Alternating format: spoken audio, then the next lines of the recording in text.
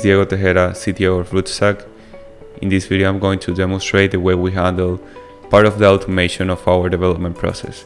So what we're looking at here is an internal project that we have, and these are all of the pull requests that are open at the moment. We're using GitLab right now as our versioning system, and GitLab offers a tool to automate and create pipelines when a pull request is opened.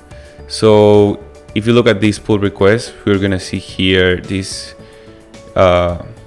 green thing that it's showing that the pipeline passed.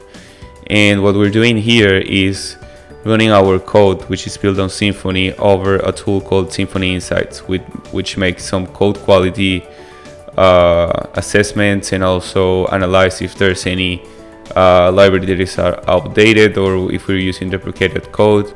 So what we can see here, if we open one pull request, is that there was a pipeline that was run, and we can see it here. And the test that we were running here was a test against Symfony Insights. So we're able to see here what was run and that the test passed. Okay, and depending on the project, we do more complicated stuff here or more simple stuff. Sometimes we create an environment with the pull request.